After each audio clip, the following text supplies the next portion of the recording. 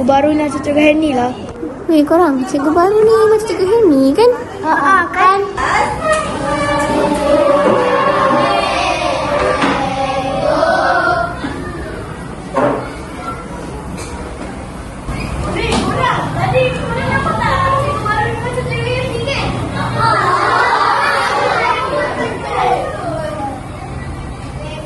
Aku teringat cikgu Henny lah.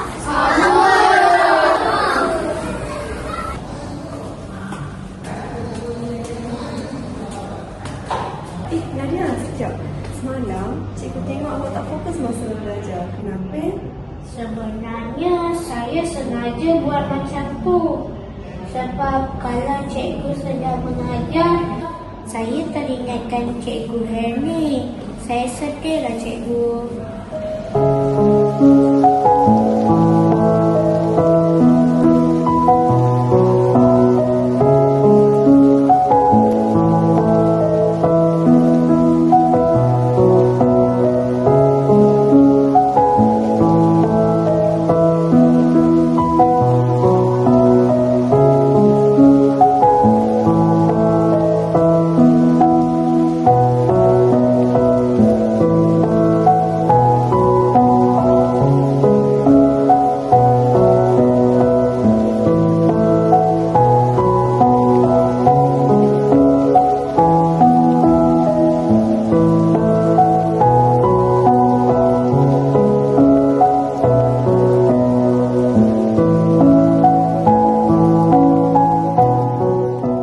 Assalamualaikum. Selamat sejahtera.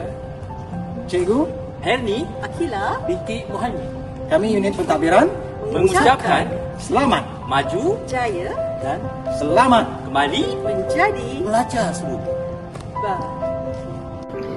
Assalamualaikum warahmatullahi wabarakatuh. Pertamanya saya ingin mengucapkan tahniah kepada Cikgu Herni kerana berjaya melanjutkan pelajaran ke peringkat ijazah sarjana. Belajar rajin-rajin, jangan culas, jangan bunting kelas, buat yang terbaik untuk pembelajaran ini. Semoga Herni berjaya menamatkan ijazah sarjana dengan cemerlang dan dimudahkan segala urusan pembelajaran.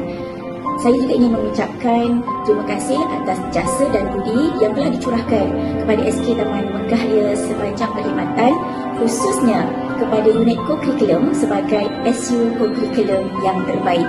Jumpa lagi dan jangan lupakan kami. Bye. Melati tubuh hitaman, harum mewangi indah berseri.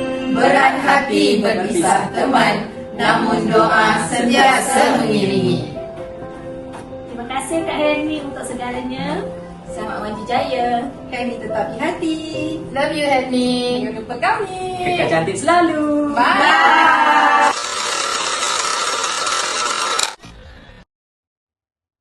Jangan pergi dari diriku, tak sanggup harus hidup tanpamu.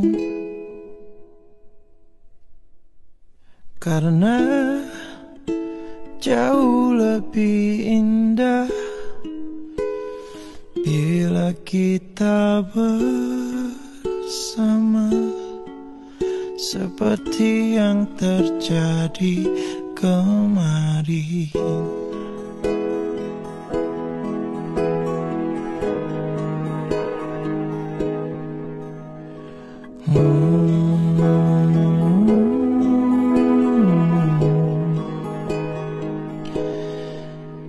Kini harus aku lewati langkah demi langkah yang menyepi, membalut luka lagi yang ku tahan hingga kini. Habis sudah nafasku menyebut namamu.